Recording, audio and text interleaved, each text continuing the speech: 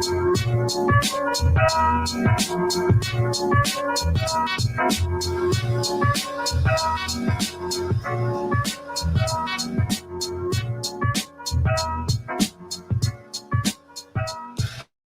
to the Brown Spade Podcast Show. Today we'll be having two shows today. But before we begin, I want to thank all the listeners and subscribers. And those who haven't subscribed, please subscribe. Like, share, and subscribe. We're on Apple Podcasts, we're on Breaker, we're on Google Podcasts, we're on Overcast, we're on Pocket Cast, we're on Radio Public, we're on Spotify, we're on Copy RSS, and we're on YouTube. Okay, we're about to bring our guests in. So let me start off with my co-host, Cleveland Akins. What's going on, Brother Clay? I don't know if you can hear me. All right, we're bringing Miss February in. How you doing, Miss February? I'm well. How are you? I'm fine. It's a pleasure. Always. No doubt. Where's your partner? What? She's not here yet. Oh my goodness. Yeah.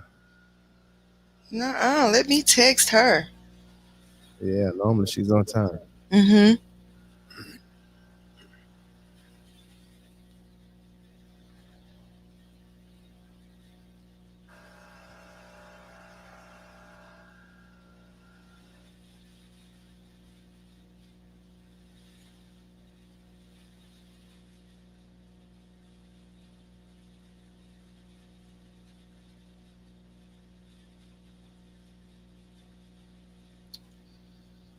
Oh, did we lose Cleve? I kind of zapped him out because I think he's in the truck, so his frequency is going to be. If he jump out, I'm just going to push him down. Okay. Okay. Because right now I don't see there's no visibility. Okay. So how you been doing today? I've been good. How about you? I can't complain. I can't complain. I mean, it's hot. Other than it being hot, I'm okay. Yeah. Well, it was breezy here today, and I had 2 errands to run outside, so Gotcha. I got a little bit of that. I got some vitamin D in. Gotcha. It's 92 degrees. I'm running from the sun right now. I thought I'd never run from the sun. Well, it's good in small doses. Yeah, it's small doses. Mm-hmm.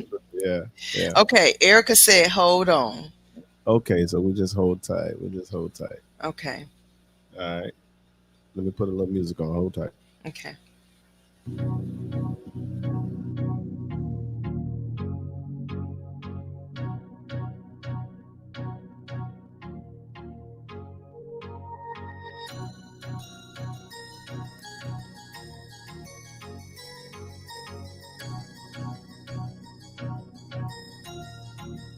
That's good.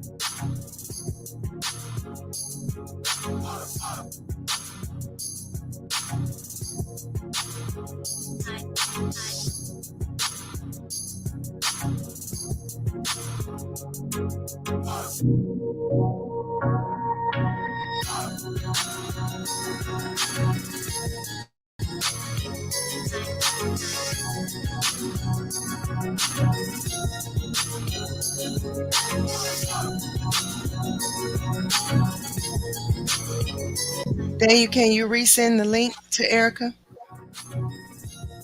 Yes, I sure can. I'm about to do it right now. Okay. Sterling, correct? Huh? Her name is Sterling. Oh Lord. I think I so. just, No. Just hold tight, hold tight. I got it. I got it. okay.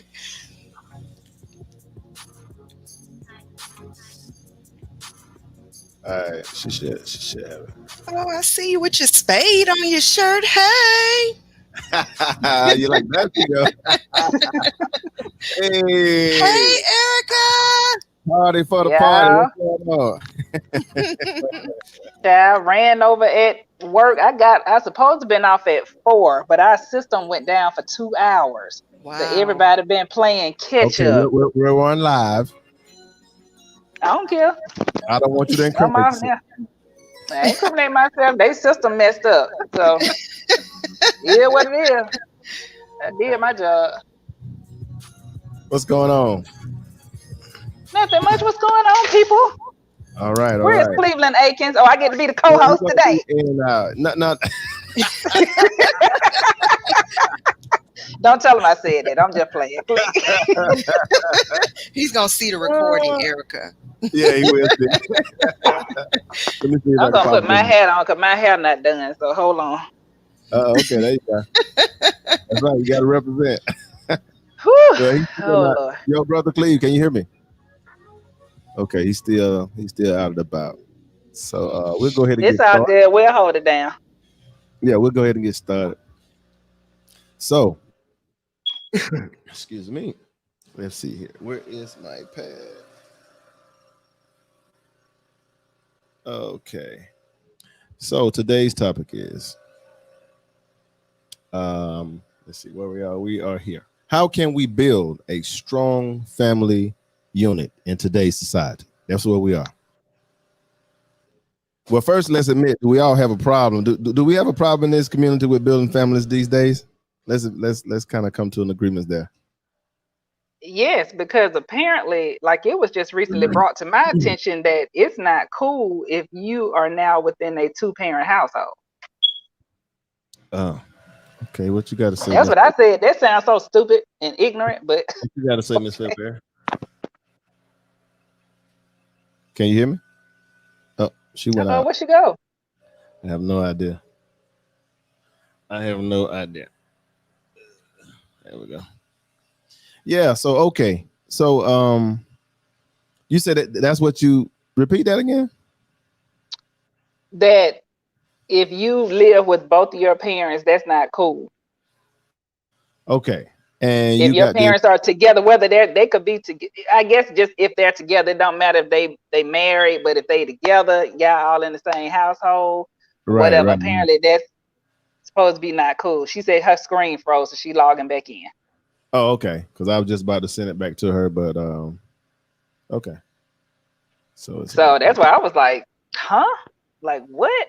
So because you're not a part of the norm, I guess coming if you in a single parent home or if you live with grandmama and them and all of that, then so I'm like, okay, whatever. Right. So, and this is from one of your kids. Yeah. Okay. Is she's in high school? Is she's in college? Middle school. And so when she said that along, ways back or whatever, and I was like, because I look at a lot of old movies sometimes, and I guess I do that because it just reminds me how it used to be and how, like, it was normal to have your mother and father in the same house, or it was as far as okay. Let me take that back. As far as everything was just different. Like when a guy went after somebody, that's who he wanted. Like that's who he wanted. So that's who he married and that's who he had his kids with. And we gonna be together and we gonna build something and yada, yada, yada. Okay. So before we jump the gun, I'm talking back like my grandparents. I understand. But let's go back before we go any further. Let's go with what your daughter brought to you from middle school.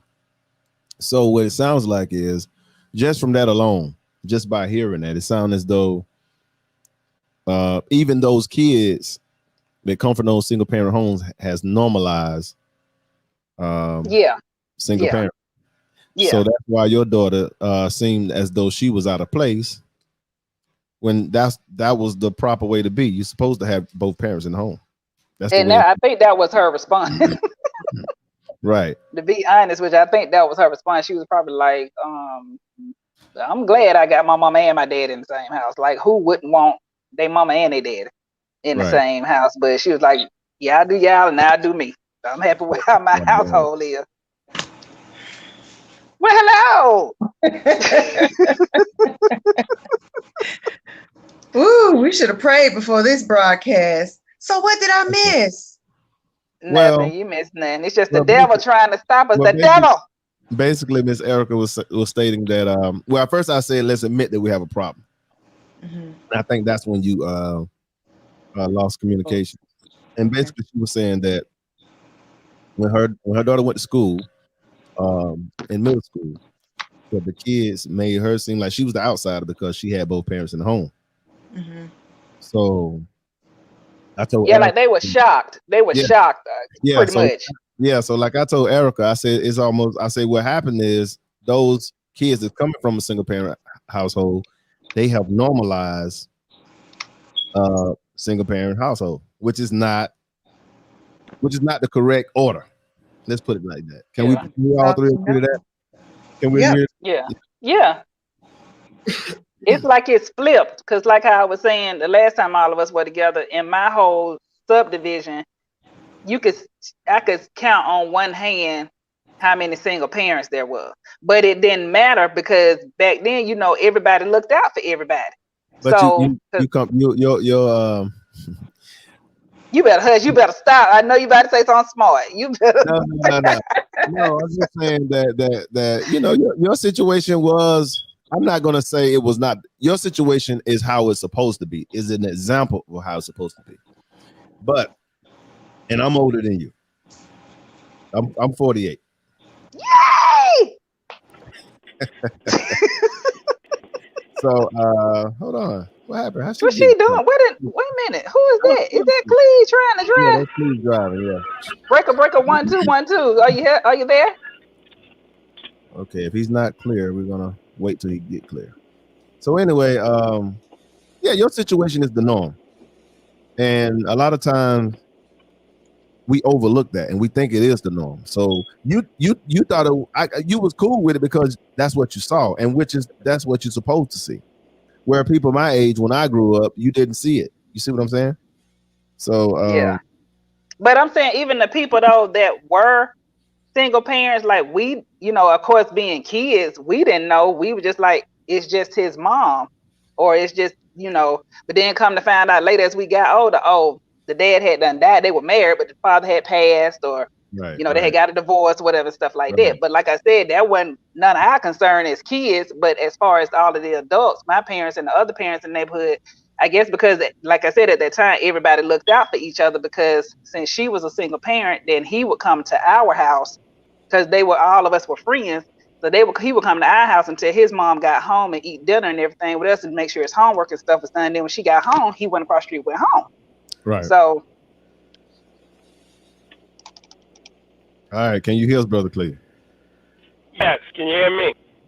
Yes. Yep. Yes, you sound like a robot. Do I? You sound like a robot. Yes, Let me go out, come back in. that's correct. Yes, sir. Uh, So yeah. So I think okay. So I just want to hear your views, Miss February. What do you think about that? my views of what I saw growing up.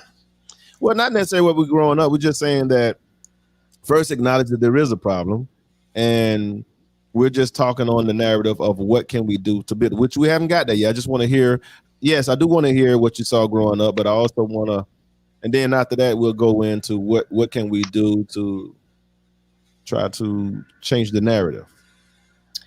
Well, I did grow up in a 2-parent home, but it was my stepdad because my dad passed when I was 2, so I never even knew my dad. Okay. And most of my neighbors when I was little, they had 2-parent homes, but it was more like, remember last time I was telling you guys about common law marriage? And Yeah. And that's what I was talking about too. Yeah. Mm-hmm. Yep, and that's the situation that my parents, that I grew up in too, because they didn't get married until I think I was 34 when they Right. got married. Right. So, and then we lived in a mixed neighborhood it was Mexicans and blacks. And of course, with the Mexican families, it was a whole bunch of people in one house. So they were very family oriented. Right. But I don't know who was the parents.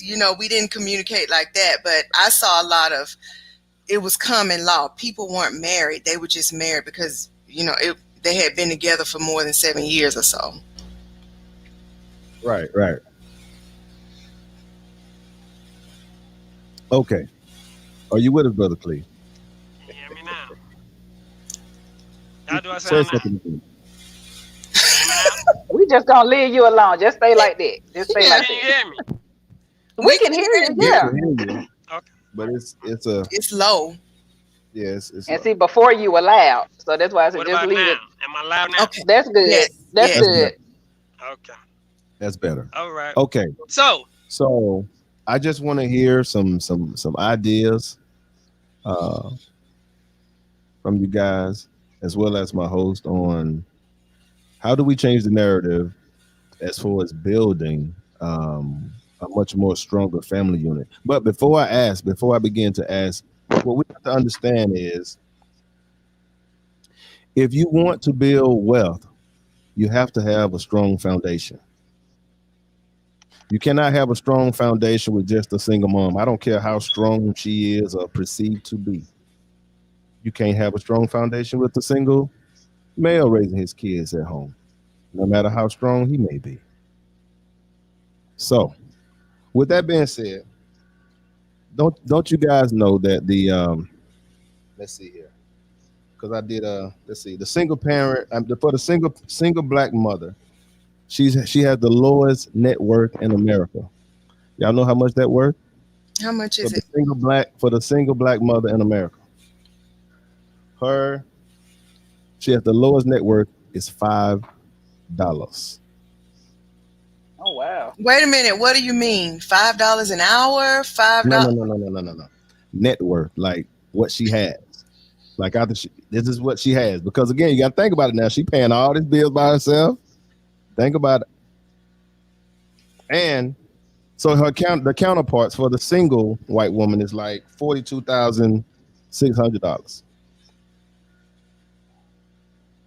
And this was a study. This is a study from the Post Gazette. So that's where I got it from. So if you want to check it out, please check it out. And that's as of now, as of 2021. Yeah, the study just came out recently. $5 This is an old versus study. 42,000. And Correct. and how did they get that So number? Okay, but I can agree. I can attest to that, because if you look at it, most single parents, you're looking at the ones with good jobs, but most of them don't have good jobs. Most of them receiving government funding. That's for the single parents out here. Again, stop looking at your friends, the ones with the good jobs. We're not talking about them. There is sisters that look like yourself who make way less. I'm stuck on that $5. Me too. That's why I'm like, dog, $5. Right. And I want you to be stuck on that, because the thing is, stop thinking that we have to change the narrative, and we have to understand, one, we just can't be making babies and having these sisters out here like this. That's one.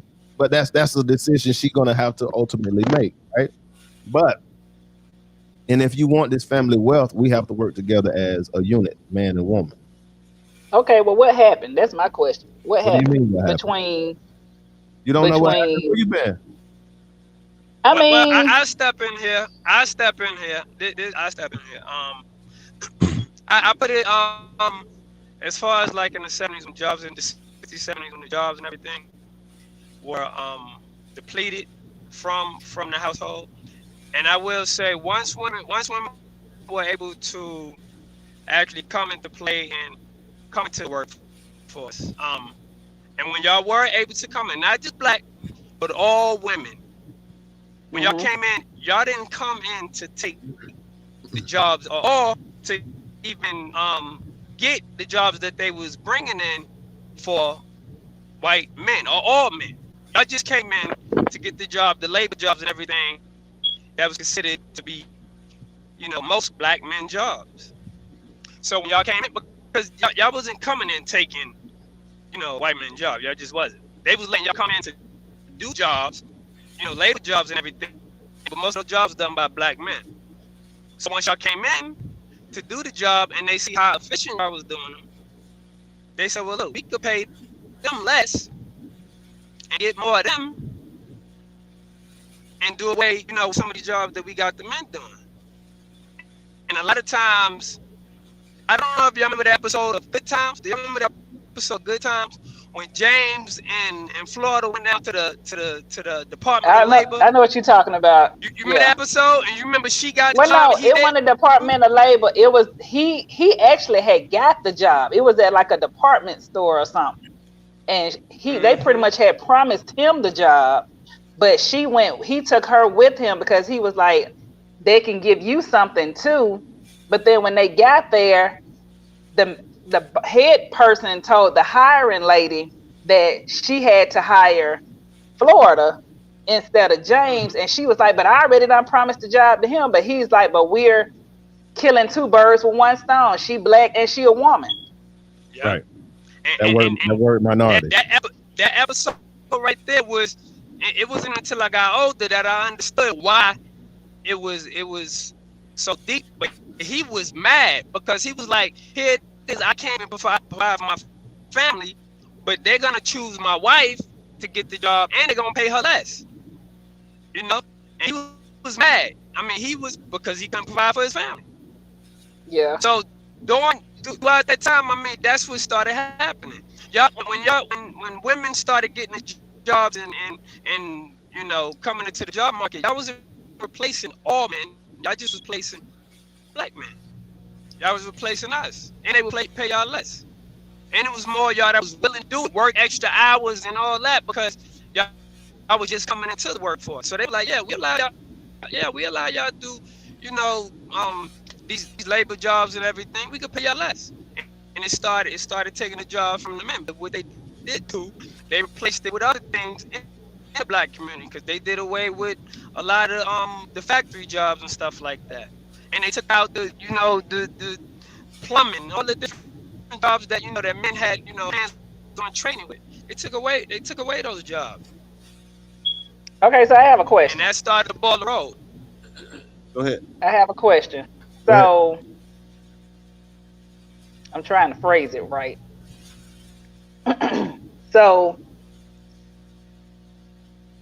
because women wanted to work or got the opportunity to work, that broke up the fracture of the family. No. So we just supposed to stay home and cook, clean, and be pregnant and barefoot? No, you told me it's the whole thing. No, I'm just asking. I'm not saying no. That's not what I'm saying. If it was jobs that y'all was doing, we were maids, Cleve. We were maids, and we were taking care of white children and cleaning their houses, or staying at home. Or on welfare. No, we weren't. We didn't have, like you said, the only jobs. And we was working. And we was working for the husband. We was working for the husband of the man, of the woman that you're talking about. We was working for them, so they can make the money to come home to pay you. I mean, so we both was working for those people, for white people who actually own companies, own businesses. And y'all was working for the families and help take care of the family. We was in this pot together. It's not like y'all was doing that and we was at home chilling. No, we was working too. We was doing the exact same thing. Out there working hard labor, I'm talking about construction jobs. We didn't have all the machinery and stuff we have now. Hold on. Let's rewind.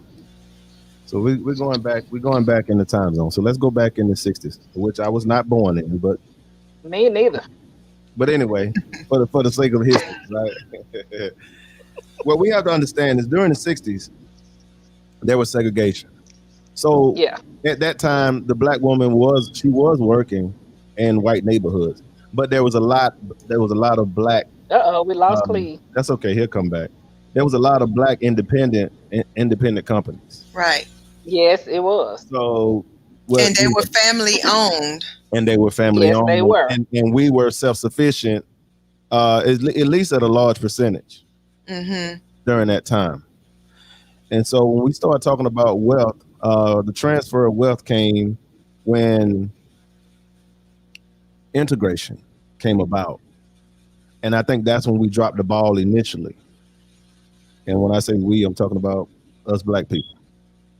Because the difference between black people and people of color. So So, you think that hurt us more than it helped yeah, us? because listen to me, please. So what Oh, I happened? know. I know. What happened is we dropped the ball. Now we felt like now when integration came about, we felt like that, Mr. Johnny Ice was colder than Mr. Johnson Ice. This is in the Yeah, black yeah. neighborhood. At the end of the day, it's still ice. So what happens is this was the beginning of our demise when we started to drop everything that we had and stop supporting each other just so we can say we bought our clothes or whatever we spend. We started spending our money outside of our community. That was the beginning. All right. So with that being said, all those black businesses that was once owned and once pro-black, they all lost. They went out. They lost. They went out. They went out of business because they wasn't strong enough to, because we wanted to go across town, because now they're saying that we can go legally without the police harassing us or whatever. We can go spend our money downtown. That was the beginning. So, but as far as the black woman concerned, she's always went and cleaned at the house, or either she was a registered nurse. Even when she was a nurse, she still worked at the black hospital. You see what I'm saying? So we Yeah. were self-sufficient. So what Cleveland's saying is true, but that was a different era, which is the 70s. So as far as the 70s concerned, that was the beginning of, we were just coming out of segregation and everybody trying to feel their way through. And we was in a foreign space, you know what I'm saying? Because we did not realize exactly what we were doing. We didn't realize we were giving away our power. We should have been saying, okay, when we integrate, here's what we're going to do. We didn't have a plan after that. We never have a plan after that. And from that, we suffered financially. And that's why we're where we are now. As far as the family structure, then they also implemented these what we talked about on the previous show, where they implemented these rules where the guy, or husband, or common law husband, whatever you want to call him, he could not live there with the woman and kids. So that caused friction. But that was an underlying plan that they knew that if we separate these family without them having that unit there, it's going to create a weakness. It may seem we're going to support her. We'll make sure she pay $25 rent. We're sending her welfare and stuff like that. But we're going to make sure that husband not there, because they understood the value of family. And I think we kind of got blinded because we thought we was receiving the benefit. But what we have to realize is everything comes with a cost.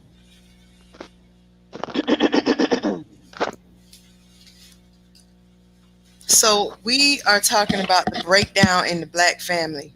Yes. What can we do? Oh, go ahead. So, I'm sorry. Well,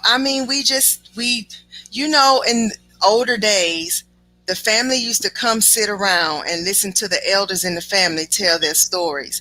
Mm-hmm. And you would hear your family history all the way back from sharecrop times. Right. In my family, we have a book of our family history that, it's all the way back from, I don't even know, my great grandparents, all the way from slavery up until now. Yes. Really? So yes. We do too. People originally, where do they come from? Where did they, as far as you can track back, as far as the United States, where did they start from before they came to Atlanta? Well, I haven't read the whole book, y'all. It's been a minute. But as far as I remember from what I did see, we're from Greensboro. So South Carolina. Yeah.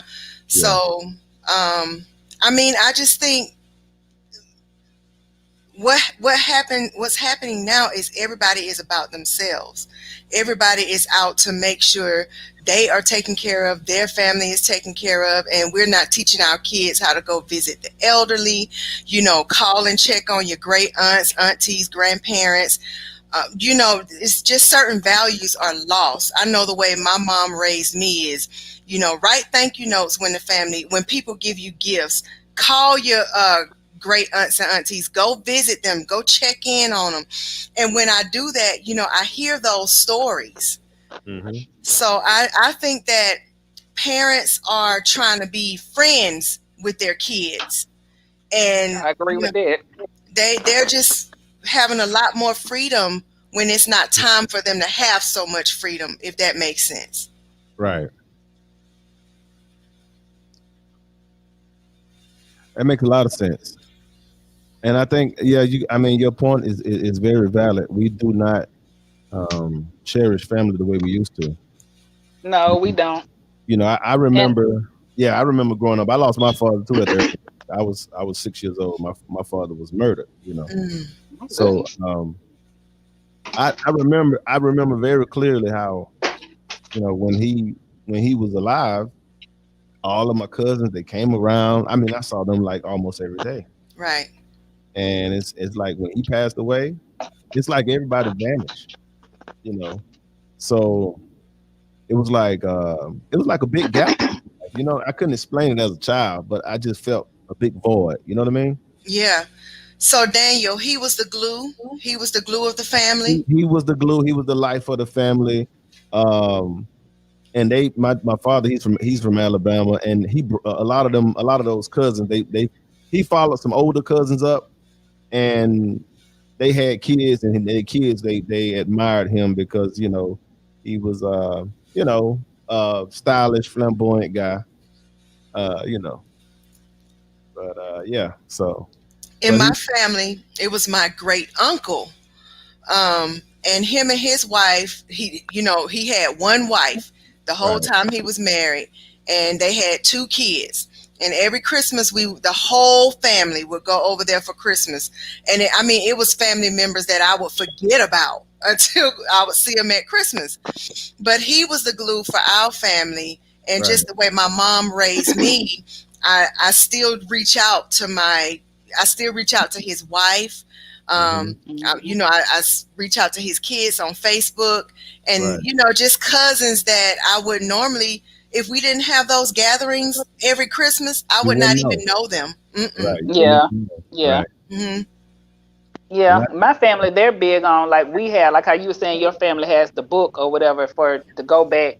We have paperwork for our family, because since we do a family reunion every year, and it goes back, like I had to look at it to find my grandfather to see where, I could recognize everybody, because I heard names before of other people, because it was 10 of my grandfather and his siblings. Ooh. And and that was in sharecropping time, and stuff like that. So, and it's amazing because I finally got to see a picture of my grandfather's parent and his mom, because we tease and say every generation is always one light-skinned person. And so out of my mom's siblings, I got one aunt that's light-skinned, and everybody is brown-skinned. And then out of us, the nieces and nephews, is one cousin that's light-skinned. Right. So it keeps skipping, and it's hilarious. And like with my daughter's generation, with it is one light skin, and that particular light skin had a baby last year, and her baby is light skin. So far, he's the only light skin. But it's amazing how those genes jump, and how like my aunt look exactly like who would be her grandmother. I mean, it's amazing. Mm-hmm. Yeah. Mm-hmm. But they had each other, and they only had one wife, and it seemed like they only had all their kids were with the same person. Mm-hmm. And they had a plan, even though they didn't have anything. Like with my grandparents, my mom's parents, my mom was from Alabama, they didn't have nothing. My grandfather was a farmer. My grandmother never worked. My grandfather pretty much taught my grandmother everything, because she was only, I think, 16, 17 when they got married. He was like, I think 20, 21. And that's the thing. They did more with less. They did. Yeah. And Yeah. here, we're making more. I mean, we're making 10 times more than what they had, probably 100 times more. But they valued family. They was able to get things done, and here we are. It got done. Yeah, that's what I'm saying. Like at the end of the day, we got a lot of incomplete work. It just doesn't make yeah, sense. yeah, it So, got done. So I just want to hear you guys' opinion. I mean, I know we can't save the world, but we got to start household to household. That's what I say. But Yeah, where do we that's go right. from? I mean, where do we start from your opinion? Like, where do we go to build a much more stronger family unit? I think we start by talking. We talk about what you're made of, what you come from. And this, I only do this when I get mad at my kids and they be acting like wimps. I'm like, that didn't come from my womb, and I just like you. That's not my side of the family. That's not my side of the family. I say the same thing too, February. I say it too. That must be from that upside, honey. 'Cause we don't do that over here. But I know what I'm made of. I know what stock I come from, and so when I go there, I say that ain't from my womb. We strong Black women in my family. We support each other, and I just go down the line. I go down to my great grandmama, my grandmama, and this is where we come from. Right. So, I think it starts with communication and knowing your family history. When we give our kids names, we're not just naming them out of the air. Your name is saying where I'm expecting you to go. I'm prophesying over you, man. Yeah. So I think we have to remind them where they come from. Start by talking. And it's something because my wife, her family. Can you hear me? Yes. Yeah, we can hear you. My wife, her family. They when I tell you they have family reunions and everything, and they have actually information just showing where they come from. And at one time, 5 generations of them living. Which was a blessing. And that's something like I don't know when the last time I've been to a family reunion. We don't have family reunions no more. Only time we funerals, and something like that. But other than that, we don't have family reunions, so we don't know. And most people come from the south, even if they're up north. Most of them come from down south. So, and I think people need to get back to having reunions, family reunions. Y'all shouldn't only meet when it's funeral. Y'all should meet, once a year, every 2 years, to where the family get together and go back and say, well, let me give you the history on, this is your grandmother, and this is her aunt, this is her sister, this is her, pictures and all that. A lot of that we lost in my family because my mother, my grandma, she had a lot of pictures and stuff like that, and then my father's, well, that was my father's side, but my mother's side, I don't think we have a lot of, pictures and memories of things, like our history of our grandmothers, great-great-grandmothers and stuff like that. But I think that's important, teach your kids, your history, where y'all come from. They'll be surprised on the stuff that, that our grandparents and great-grand-aunts did and where they come from, Yeah. I agree. I think that's really important too. That's why, because we actually still go what we say going home. We say we going home, meaning we going home to where my mom is from. And so because there's nothing there, and we tell stories. Like Jasmine has grown up with me telling stories about my grandfather, whom she never met. He died. Jasmine was born 7 days to the day that he died. Mm. So it's like she's never met him, but I've told her so much stuff about him and just the people down there and how we went as kids and what we did. And that's why I tell people and I tell her, I couldn't be materialistic if I want to, because living down there, if you can live down there, you can live anywhere. Excuse me, Cleve, Bump, New York. But if you can make it down there in Woodland, Alabama, where you had to walk a mile to the well to get your water to bathe and cook and everything. Ain't no air, ain't no heat. You go out there and chop that wood and throw it in that fireplace.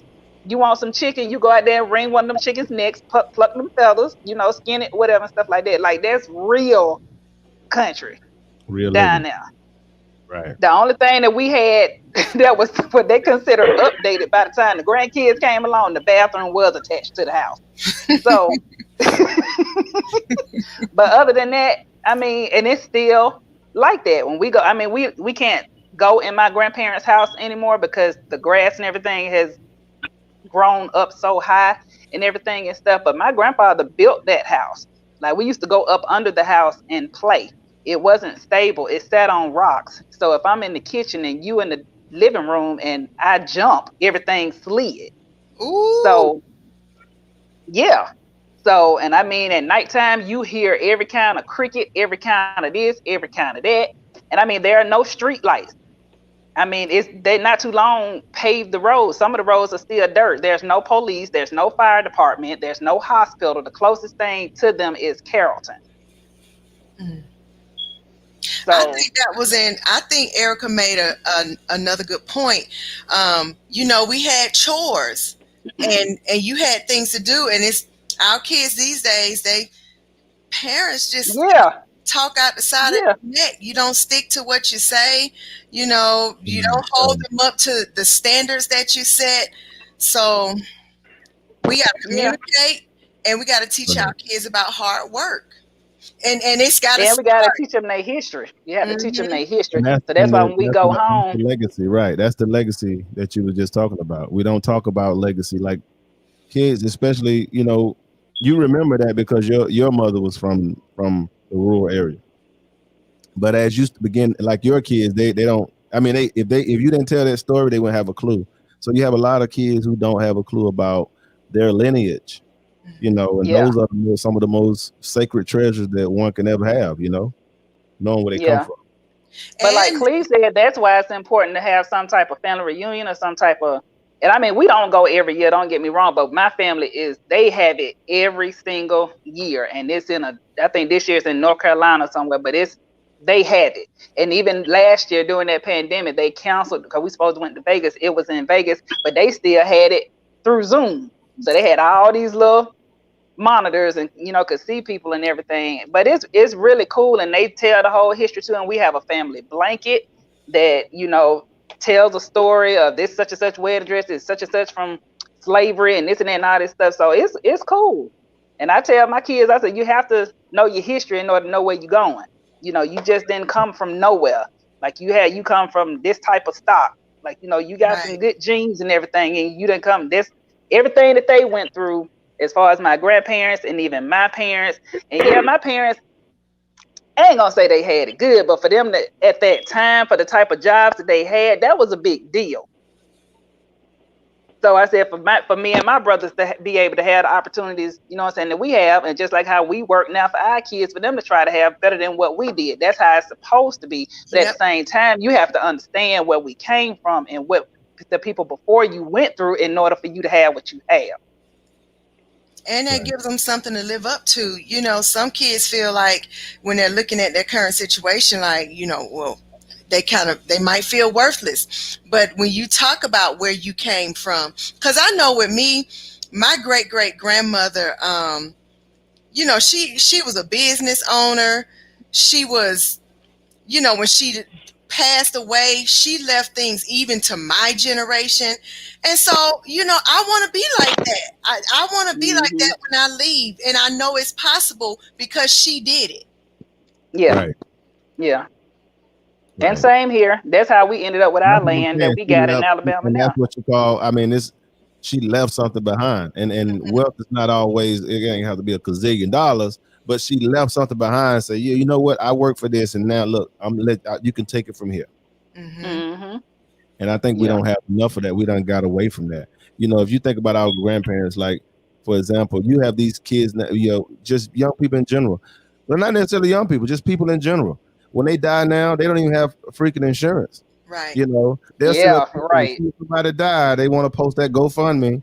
They out here begging just to put somebody, just to put somebody to rest, which is crazy. Mm-hmm. you know, and you have to. But those grandparents and those great grandparents, they had their policy already paid up. They were prepared for stuff like that. They didn't sit around Yeah, and like they that. were. So it was a whole different mindset, and that's why I say now it's something that I think every family unit need to sit down and discuss all of these different areas, and then from there, okay, where do we go from here? Mm-hmm. Yeah. Yeah.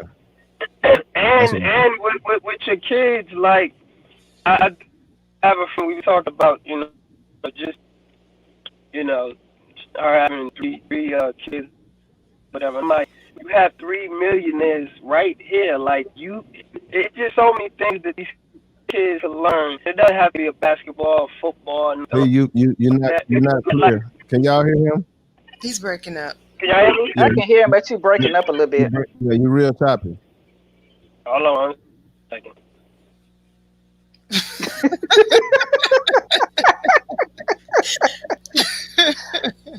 Oh goodness. But I think what he was saying was basically you don't have to be an athlete or, But something that's like not that. the only thing that's available. That's not the only thing, because I've always put into my girls, you have a brain, use it. You have a brain. Like my girls are night and day. Jasmine has always been more of an entertainer. JC is more of academic. Like JC be looking, she just a curious mind. Like she be telling me all this stuff about astrology and this and that, but that's the one that wants to be an entrepreneur. She has never told me, that's what she's always told me since she was like 8 years old. I'm gonna have my own business. I'm gonna do this, I'm gonna do that. I don't want to work for nobody. I'm gonna work for myself and yada yada yada. But But just you see how you just explain the differences between your children. That's because you paid attention to who they were and you nurtured who they were, and you didn't try to Yeah. make them the same. And that's another thing in the Black family that the parents are trying to work and make a living, and you're not really paying attention to your kids, so you don't even know what your kids like. that's true. Mm-hmm. Yeah, that's true. But now you have to pay attention to them, because that way you be looking at a stranger Right. and they don't know and you don't know, then they get in trouble and you be like, not my child. Yes, your child. Yes. Mhm. Yes. Go ahead, You hear Cleve. me now? Cleve, you're back. Do y'all hear me? Yes. Okay. No, what I Yes. was saying is I was talking to a friend of mine, and she had 3 kids, and she just was saying, I was telling her that you got 3 millionaires, that you're raising. I mean, you can raise your kids up, not as far as playing football, basketball, stuff like that, but just their mind. These kids are so smart. I be looking at like little kids walking around with phones in their hand playing video games. I'm talking about 2 and 3 years old. Like these little kids is brilliant. I'm like, you could teach these kids the stock market at a young age, and they will. I'm talking about you. I mean, it's amazing the things that we teach our kids, and other race, other races teach their kids. It's totally different. We could teach our kids to use, for instance, the game Monopoly. I was in Florida, and I learned how to play the real game of Monopoly, not the way that we grew up, where you want the shoe so you could go around and run with it. No, I'm talking about how it really cutthroat. I'm telling you, the way Monopoly is supposed to be played is cutthroat. But I was never taught to play that way. I was taught, to get the house, to get your money, get all the money you can, and but you gotta cutthroat. You gotta be making deals. You gotta be, making side bets. Look, let's get this land. Let's do this. So we have to teach our kids like the game of Monopoly. You gotta teach them different things in different ways to make money, not just one way. Football, basketball, baseball, sing, dance, jump, kick. No, we gotta teach them use your mind. It's so many different things they could do, especially with these computers. It's so many different things they could do. They don't actually have to do nothing, as far as going out here building something. They can use their mind and do all types of things. The stock market is one of the things that I advise people to teach their kids. You learn it and teach it to them. It's no real. It's certain ways of dealing with the stock market. But as far as investing, if you got patience, then you can basically make money in the stock market. Okay, okay, and let me say this. We're gonna do this, your final words, because we do have another show within the next 10 minutes. So we're gonna have to cut this one short today, y'all, because we got another show at 6 o'clock. Okay. So in closing, your last words, you know how we like to pass it around. Whichever one I want to go first. What are your last words? Words of wisdom, something to think, something to think about. Well, I just want to speak to the parents and encourage parents to tell your kids their history. Take your kids to visit the elders in the family. Mm-hmm. Teach your kids those values so that they can carry them on, so that they don't grow up to be as selfish, because all of us are selfish. But, some of us are more selfish than others. So, teach your kids their history, communicate with them, pay attention to your kids. Don't try to make them the same as the other kid. Everybody's different. Pay attention to them, nurture what they want to be, and hopefully that'll keep it going. All right. And ditto.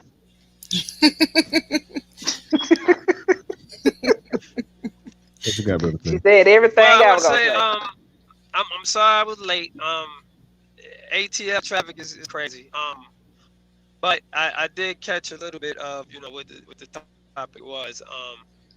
And I would say that I would in order for our family to really be able to thrive and our community to be able to thrive, we gotta build back up our families. I say it all the time. I say it on every podcast. We gotta build up our families, and we gotta get to the point where when we build up the inside of our community, it expresses on the outside of our community. Everybody around you starts seeing, okay, this is what we're doing. This is what they're doing. Or we want to do like that community is doing. We want to do like that community is doing. And everybody starts jumping aboard. So we could just start building families within the household, then start building communities. And I know it's probably going to take a while, but that's where we got to start, and that's what we got to do. And I hope we get there soon. I really do. That's good, Cleve. Okay. I just want to say we have to focus on legacy, but most of all, because we live in a capitalist society, but we have to realize the importance of transferring wealth. We have to start building family wealth, and it's hard to be. And you have to. It's something that we're going to have to learn to do. It's easy for us to say we don't know how to do it or whatever, but you have to start somewhere. Let you be the one to start that legacy. Let you be the one to transfer that wealth to your lineage before you leave this earth. And I think a lot of times we just get lost in a whole bunch of stuff because it's just so many distractions that we just get lost in. So again, to me, in my opinion, if we want stronger families, we definitely got to start building. We got to start talking about wealth more. We got to start talking about finances more. We got to start talking about keeping that unit together. And we got to study. We got to look at other groups and say, wow, we need to start taking some of this stuff from their playbook and learn from that, so we can, get ourselves together. But anyway, on that note, we out.